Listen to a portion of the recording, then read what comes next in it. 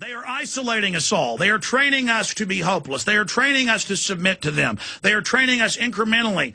No water, no milk, no baby food, no shampoo. Take your belt off. Take your shoes off. All acts of submission. Now you have to put your hands in your lap on the flight. Can't put a blanket over your lap. There's national events if somebody has diarrhea in the head on the airplanes. Obama's notified of a man in there for 20 minutes defecating. Again, just this culture of fear and everybody's scared and only Big Brother can save us. As they profit off of the control systems, not only at the top, but all these blue-collar workers that can't get jobs now can get jobs in the TSA, which admits they're rolling out nationwide and in England as well with mobile body scanners, pulling up to bars, forcing everyone through it. Arresting people for no reason.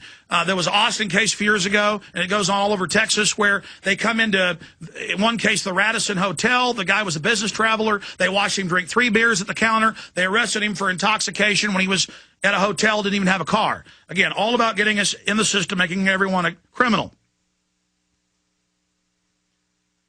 Conditioning us to accept all of this abuse, setting up the face scanning cameras, the license plate reading cameras. They biometrically scan you with this body scanning system. Now they can, with passive scanners on the streets, already going in, shoot through your clothes and get your true identity because they match the scan with your personal ID when you go through the plane, when you go through the checkpoint.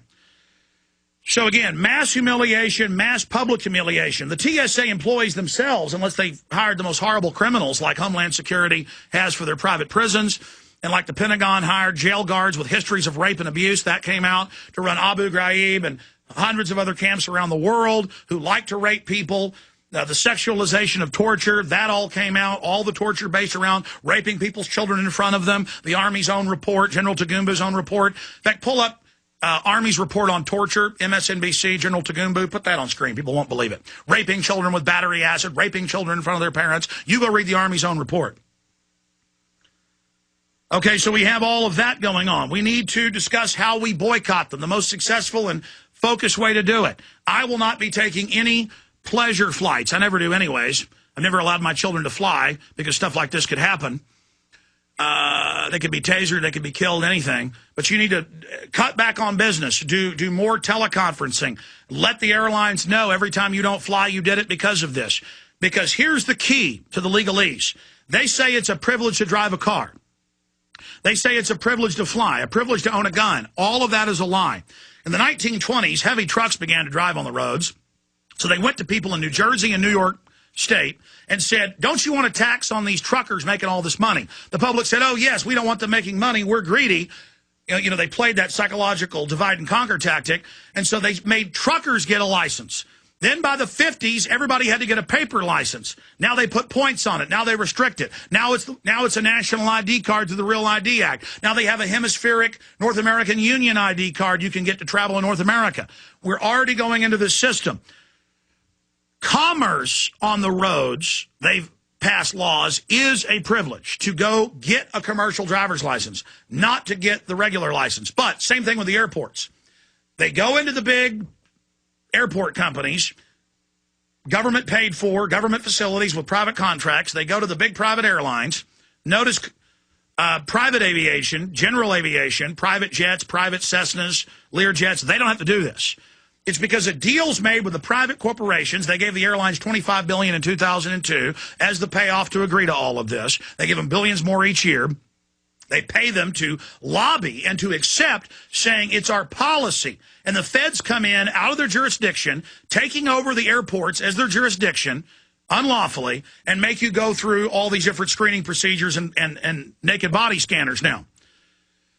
Do you see how they're operating? Do you see how they're getting away with this? Because they make the deal with the airlines to force you to do it. Then the TSA expands to the trains, to the malls, to the streets. They have TSA Viper teams in Houston running checkpoints, in Miami, Florida, in New York City, suddenly at New Year's Eve events in L.A. and New York and all over the place.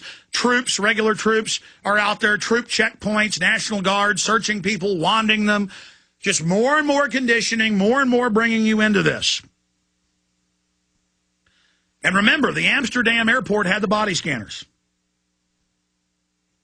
Until we have a broken people through the Stockholm Syndrome that submit to this.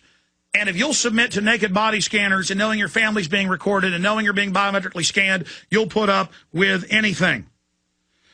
Meanwhile, we have all the billboards and all the TV ads and radio ads and propaganda placement in the dramas on television and these news programs about how torture's good, secret arrest is good, sexual abuse is good. Did you guys find the MSNBC Army's report on torture, General Tagumbu? Yeah, I want it up. I want to show people. I don't want to just say something. I want them to see it. I know it's real, but they need to be faced with it. So all of this is how the government's our big daddy. They're going to take care of us. They're the boss. Literally half the billboards when I drove to Dallas, interviewed Dave Mustaine of Megadeth, half the billboards were report illegal guns, report child abuse. The government cares about you. Flashing billboards about a grandma who's got Alzheimer's. Always meant to sound